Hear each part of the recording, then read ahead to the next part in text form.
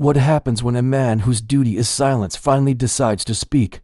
A royal guard wounded by war, dismissed as a mere symbol, steps onto the grand stage at Oxford's most elite debate hall. The audience laughs, assuming he's just a novelty act, a piece of tradition trotted out for applause. What they don't know is that this man has carried more than a rifle. He's carried the weight of battles, the burden of loss, and the quiet strength of service. And when he begins to speak, he doesn't need volume, just conviction. With calm precision, he dismantles every arrogant assumption in the room. By the end, the judges are left in awe. The students who once mocked him, silence. This is the moment tradition stood tall and arrogance had nothing left to say. Before we get into it, be sure to hit that subscribe button and drop a comment telling us where you're watching from. We love seeing how far these stories travel. Now, let's begin. The laughter began the moment he entered the room. It started as a ripple of amusement from the front rows of Oxford's most prestigious debating hall, then spread like wildfire through the packed chamber. Students in their finest formal wear nudged each other. Phones emerged to capture what they assumed would be a moment of supreme entertainment, and the whispers grew into barely suppressed chuckles. Standing at the entrance to the Oxford Union's grand debating chamber was Corporal Thomas Harrow, resplendent in the full ceremonial dress of the Coldstream Guards. His scarlet tunic blazed under the ancient chandeliers. The burskin had added nearly a foot to his already imposing height, and the polished bayonet at his side caught the light streaming through centuries-old stained glass windows. Against the backdrop of academic gowns and tailored suits, he looked like a museum piece that had somehow wandered into the wrong exhibition. Professor Whitmore, the distinguished moderator who had overseen countless debates in this hallowed chamber, adjusted his spectacles and surveyed the scene with growing unease. The mahogany-paneled walls had witnessed speeches by future prime ministers, Nobel laureates, and world leaders, but never had he seen such an incongruous sight as this uniformed soldier preparing to engage in intellectual combat with Oxford's finest minds. "Ladies and gentlemen," Professor Whitmore announced, his voice cutting through the murmur of anticipation. "Our final speaker defending the opposition, Corporal Thomas Harrow of Her Majesty's Coldstream Guards." The announcement triggered another wave of barely concealed mirth. Someone in the gallery actually snorted with laughter. A philosophy student leaned over to whisper something to her companion, both of them grinning with the smug satisfaction of those who believed they were about to witness an intellectual massacre. What none of them realized was that they were about to encounter not a ceremonial ornament, but a force of nature that would fundamentally challenge everything they thought they knew about wisdom, tradition, and the sources of true insight. The journey to this moment had begun 6 weeks earlier in the most unlikely of settings, the fluorescent-lit mess hall of Wellington Barracks, where the aroma of institutional cooking mixed with the sounds of military banter. A weathered notice about Oxford's debate series had been pinned to the community bulletin board, competing for attention among duty rosters, training schedules, and weekend leave requests.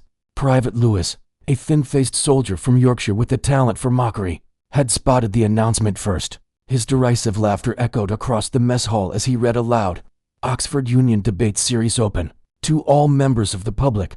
He turned to the assembled soldiers with theatrical incredulity. "Can you imagine? What would any of us do up there demonstrate the proper way to stand at attention?" The comment drew appreciative chuckles from the other guardsmen, who enjoyed any opportunity to break the monotony of military routine. But their amusement reached a crescendo when Lewis's gaze fell on Thomas Harrow, who sat at the far end of the table, methodically working through his evening meal with characteristic precision. "Especially you, Harrow," Lewis continued, his voice dripping with mock encouragement. "What would you debate the finer points of remaining motionless for hours? The philosophical implications of guarding empty doorways?" The eruption of laughter that followed was immediate and infectious. Forks clattered against plates as soldiers doubled over with mirth, and several actually applauded Lewis's wit. But their amusement died instantly when Harrow calmly set down his utensils, rose from his seat, and walked with measured steps to the bulletin board. The silence that followed was absolute.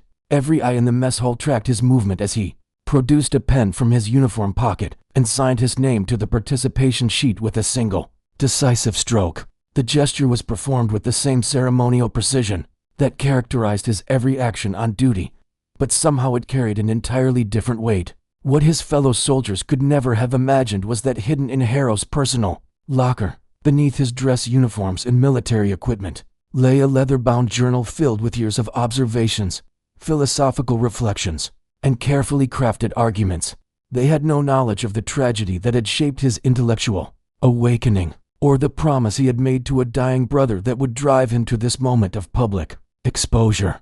That evening, in the privacy of his modest quarters, Harrow sat surrounded by the evidence of his secret intellectual life. One wall of his room was lined with a collection of classical literature that would have impressed any university professor. Volumes of Orwell, Kipling, T.S. Eliot, Churchill, and Burke, each showing signs of intensive study. The margins of every book were filled with his careful handwriting, creating a running commentary on themes of duty, sacrifice, tradition, and the relationship between individual conscience and collective responsibility. At the center of this literary sanctuary sat the journal, its leather cover worn smooth by years of handling. Inside the front cover, a faded photograph showed two young men in civilian clothes, their arms around each other's shoulders, both laughing with the carefree joy of youth. The resemblance between them was unmistakable, though the older of the two possessed a lightness of spirit that seemed foreign to Harrow's more serious demeanor. The first page bore a simple dedication: "For Daniel, who showed me that true strength comes from understanding what we defend." Daniel Harrow had been more than a brother. He had been a mentor, philosopher, and the bridge between Thomas's military calling and his intellectual curiosity. While Thomas had chosen the disciplined path of the Guards, Daniel had pursued academia, earning a doctorate in philosophy from Cambridge. Before accepting a commission as an officer in the parachute regiment, he had been the one to introduce Thomas to the great thinkers, to demonstrate that military service and intellectual engagement were not contradictory, but complementary pursuits. The letter that had changed everything arrived 3 months after Daniel's death from an improvised explosive device in Afghanistan, dictated to a field medic as he lay dying. It contained his final thoughts on duty, tradition, and the responsibility of those who survive. "You have depths that the uniform conceals," the letter read. "Don't let ceremony become an excuse for silence. The world needs voices that understand both sacrifice and wisdom." Those words had haunted Thomas for months, gradually transforming his perspective on his role and his responsibilities. The journal had become his way of processing that transformation, filled with observations that connected his daily experiences as a guardsman to broader questions about human nature, social responsibility, and the value of inherited wisdom. The preparation for Oxford began immediately, and with characteristic military thoroughness. While his fellow guardsmen spent their off-duty hours in traditional military pursuits, pub visits, football matches, and recreational activities, Harrow embarked on an intensive program of intellectual preparation that would have impressed any doctoral candidate. The regimental library became his second home, a cramped but well-stocked facility that existed primarily to support professional military education. At 3 in the morning, when the rest of the barracks slept, Harrow could be found hunched over parliamentary transcripts, studying the rhetorical strategies that had shaped British political discourse for centuries. He analyzed Churchill's wartime speeches with the same attention to detail he applied to military drill, parsing every phrase for its emotional impact and logical structure. Lieutenant Ashcroft, the regiment's adjutant, discovered this nocturnal scholarship during a routine security check. The young officer paused in the doorway, watching Harrow scribble notes in his ever-present journal while surrounded by stacks of historical documents and philosophical texts. "Those Oxford debaters are intellectual predators," Ashcroft observed, his voice carrying genuine concern. "They've been trained from childhood to dismember arguments and humiliate opponents. Are you certain you want to expose yourself to that kind of intellectual combat?" Harrow looked up from his notes, his expression calm but determined. "Churchill was a soldier before he was a statesman, sir. Military experience doesn't disqualify someone from intellectual discourse. It provides a different foundation for understanding human nature." The response clearly caught Ashcroft off guard. The lieutenant had studied military history at Sandhurst and understood the connection between combat experience and political insight, but he had never expected to encounter such sophisticated thinking from a guardsman whose primary duty involved standing motionless for hours at a time. Word of Harrow's preparation began to spread through the regiment, creating a gradual shift in how his fellow soldiers perceived him. The initial mockery gave way to curiosity, then to something approaching respect as they observed his dedication and began to understand the scope of his intellectual engagement. Dr. Margaret Mitchell, Daniel's former thesis advisor at Cambridge, became an unexpected ally in Harrow's preparation. Their correspondence had begun shortly after Daniel's death, when she had written to express her condolences and share memories of her brilliant student. When Thomas reached out for guidance, she was intrigued by his request and impressed by the sophistication of his questions.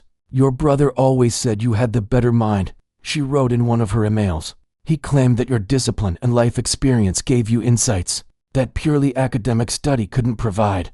I'm beginning to understand what he meant." Through their correspondence, she provided reading lists, debate strategies, and intellectual frameworks that helped Thomas organize his thoughts and arguments. More importantly, she validated his approach to intellectual engagement, encouraging him to draw on his military experience rather than trying to mimic academic discourse. The debate topic was announced 2 weeks before the event. "This house believes that tradition is the enemy of progress." The subject seemed tailor-made for Harrow's interests and experiences.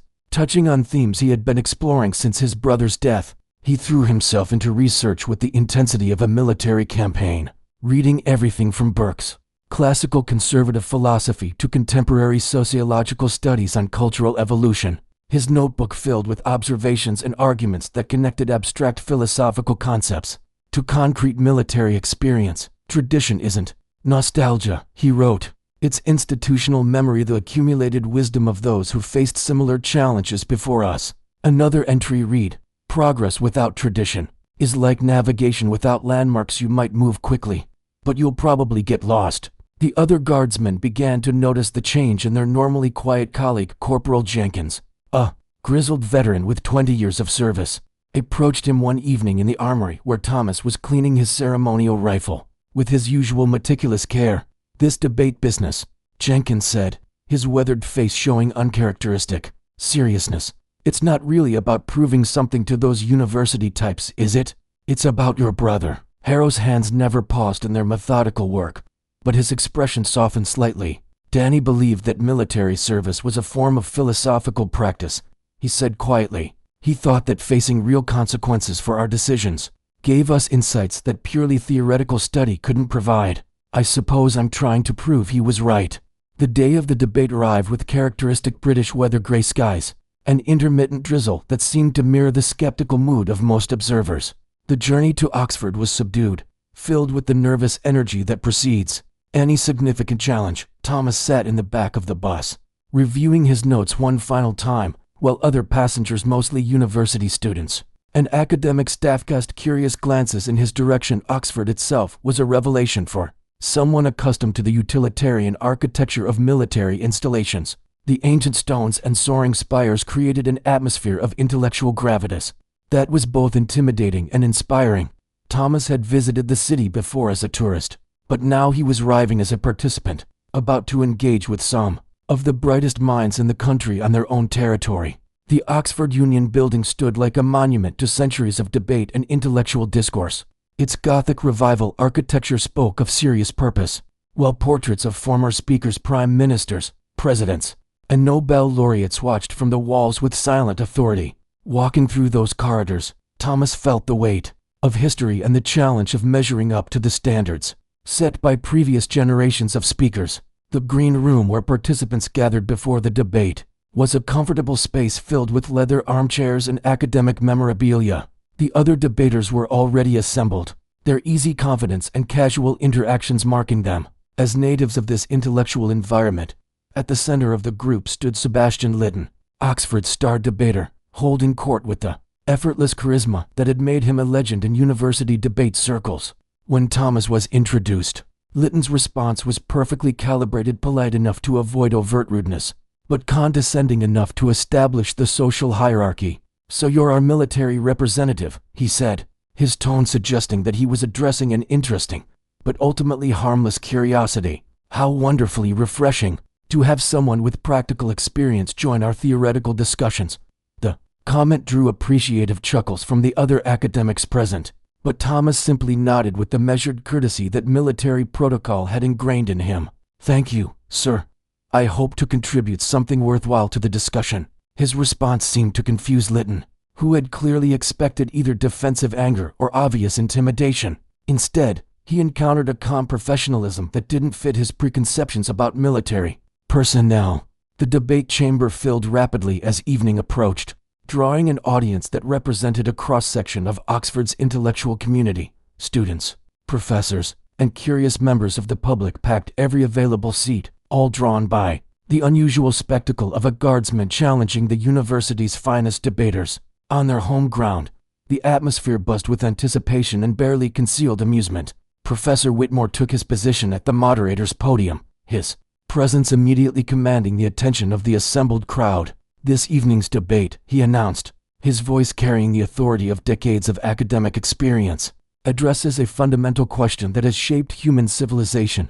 This house believes that tradition is the enemy of progress. We will examine whether the customs and practices inherited from previous generations serve as foundations for advancement or as obstacles to human development." The format was explained with academic precision. Each speaker would have 10 minutes for their opening statement, followed by 5 minutes for rebuttals. The audience would then vote on which side had presented the most compelling case. It was a structure that favored quick thinking and rhetorical sophistication qualities that seemed to advantage the university-trained debaters. Sebastian Lytton opened for the proposition, delivering what could only be described as a masterclass in academic oratory. His argument was elegant, witty, and devastatingly effective. Tradition, he declared with practiced timing, is nothing more than peer pressure exerted by the deceased. It demands that we maintain practices and beliefs simply because they existed before us, without regard for their continued relevance or value. The audience responded with delighted laughter and enthusiastic applause. Lytton's confidence grew as he developed his theme, citing historical examples where traditional practices had impeded human progress. He spoke eloquently about the resistance to scientific discoveries, the perpetuation of social inequalities, and the way tradition had been used to justify everything from slavery to the suppression of women's rights. Dr. Eleanor Hartwell, a distinguished sociologist from Cambridge, followed with a more scholarly but equally damaging critique of traditional institutions. Her presentation was loaded with statistical evidence and psychological research demonstrating how traditional gender roles, social hierarchies, and cultural practices had limited human potential and slowed social progress across cultures. The opening statements for the proposition were devastating in their effectiveness, combining intellectual rigor with rhetorical flourish in a way that left the audience nodding in agreement and anticipating an easy victory for the university team. The opposition's response began with Dr. Marcus Webb, a medieval historian from Oxford who specialized in the transmission of knowledge across generations. His argument was scholarly and thoughtful, focusing on tradition's role as a repository of accumulated human wisdom. He spoke about how traditional practices preserved essential knowledge about everything from agriculture to social organization, serving as a library of human experience that each generation could draw upon. While intellectually sound, Webb's presentation lacked the rhetorical fire of his opponents. His examples were academic rather than emotionally compelling, and his delivery, while competent, failed to match the energy that Lytton and Hartwell had brought to their arguments. Professor Sarah Chen, a philosopher from the London School of Economics, followed with a more dynamic defense of traditional institutions. She argued that tradition provided the stable foundation necessary for meaningful change, noting that even revolutionary movements drew upon traditional values and practices. Her examples ranged from the American Revolution's appeal to English common law to the civil rights movement's grounding in religious tradition. Chen's presentation was more effective than Webb's, but it still felt primarily academic, a scholarly exercise, rather than a passionate defense of deeply held beliefs. As she concluded her remarks, the mood in the chamber suggested that the audience remained largely convinced by the proposition's arguments. Then came the moment that everyone had been anticipating with a mixture of curiosity and cruel amusement. Professor Whitmore cleared his throat and directed his attention to the figure, who had remained motionless throughout the proceedings, his ceremonial uniform a stark reminder of his outsider status in this world of academic discourse. "Corporal Harrow," the professor announced, his voice carrying across the suddenly silent chamber, "your opening statement for the opposition." The silence that followed was complete and profound. Every eye in the room tracked Thomas's movement as he rose from his seat and walked toward the podium with the measured gait of a man accustomed to ceremony and precision. The contrast between his military bearing and the academic informality of the other speakers was stark and somehow unsettling. When he reached the speaking platform, Thomas paused for a moment, his gaze sweeping across the audience with the same calm assessment he might apply to a crowd of tourists outside Buckingham Palace. Then, with deliberate slowness, he reached up and removed his bearskin hat, the towering symbol of his regiment's honor and centuries of service. The gesture of removing the hat was performed with such ceremonial precision that it seemed to transform the entire atmosphere of the chamber. Thomas placed the bearskin gently on the podium, handling it with a reverence that was visible to every person in the room. The silence stretched, becoming almost unbearable, as the audience waited for him to speak. "My brother died defending a checkpoint that our enemies called meaningless," Thomas began, his voice quiet but carrying clearly to every corner of the chamber. His final words to his men were, "Hold the line." For months after his death, I questioned whether they were right, whether the position was truly meaningless, whether his sacrifice had any purpose beyond satisfying military bureaucracy. The complete stillness that greeted these words was unlike anything the chamber had experienced. Even the sound of breathing seemed muted as Thomas continued, his voice gradually building in strength and conviction. "But I've come to understand something about the lines we hold and the traditions we maintain. They aren't chains that bind us to irrelevant practices, they're lifelines thrown to the next person struggling in the darkness." My brother understood this in a way that went beyond military doctrine. He died protecting people he would never meet, upholding values he had never questioned, because he recognized that some things transcend immediate utility. Thomas paused, his eyes moving across the audience, making individual contact rather than addressing the crowd as an anonymous mass. "The speakers before me have quoted Darwin, but they've forgotten a crucial element of evolutionary theory. Evolution requires something to evolve from. The light bulb needed the candle to demonstrate the human desire for controllable illumination. The automobile needed the horse-drawn carriage to prove that mechanical transportation was possible, and genuine progress requires the foundation of accumulated human experience." He reached up and touched the medals on his chest, the Afghanistan campaign ribbon catching the light from the chamber's chandeliers. "These aren't mere decorations or symbols of past glory. They're connections, links in a chain that stretches back through every guardsman who has stood where I stand, faced what I have faced, and chosen duty over personal comfort. That's not blind adherence to meaningless ritual, it's conscious participation in something larger than individual desire." The audience was completely transfixed. This was not the simple-minded soldier they had expected to see fumble through academic discourse, but a thoughtful advocate for ideas they had dismissed without serious consideration. Thomas's words carried the weight of lived experience, of personal loss and reflection, of truths that had been earned rather than merely studied. "But let me tell you what tradition actually accomplishes," Thomas continued, his voice now carrying the measured cadence of someone who had spent years thinking deeply about these questions. "It doesn't prevent change, it provides the stable foundation that makes meaningful change possible." The civil rights movement didn't emerge from a vacuum. It drew upon America's foundational traditions of equality and justice. The suffragettes didn't invent the concept of fair treatment. They appealed to Britain's established traditions of fair play and individual rights. He lifted his bearskin hat from the podium, holding it with both hands in a gesture that somehow conveyed both reverence and strength. "This hat represents more than 5 centuries of service, sacrifice, and unwavering commitment to principles that transcend individual preference. It's not a relic of an irrelevant past, it's a promise to the future, a promise that some values are worth defending, that some truths transcend the particular moment we happen to be living through, that some wisdom is worth preserving even when the world around us changes beyond recognition." The emotion in his voice was controlled but unmistakable, carrying the weight of personal loss and hard-won understanding. "My brother's death taught me that tradition isn't about living in the past. It's about carrying the past responsibly into the future. It's about recognizing that we are neither the first generation to face difficult challenges, nor the last.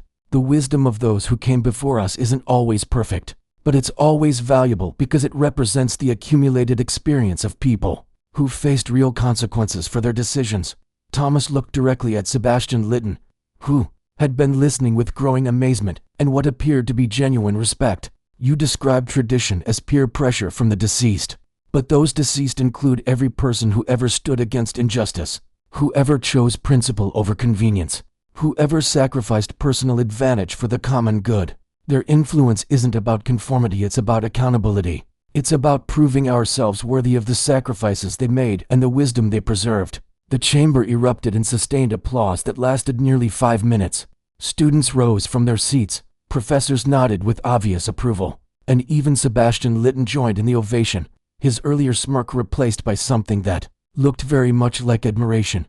When the final votes were tallied, the opposition had won by a margin that surprised even the moderator. But more importantly, the entire character of the debate had been transformed. What had begun as an academic exercise had become a genuine exploration of fundamental questions about human nature, social responsibility, and the relationship between past and future. In the aftermath, as participants and audience members reflected on what they had witnessed, one thing was unmistakably clear: they had all been changed by the experience of hearing profound truths expressed by someone who had lived them rather than simply studied them. Thomas Harrow had demonstrated that wisdom can emerge from unexpected sources, and that the most powerful arguments often come from those who understand the real cost of the principles they defend.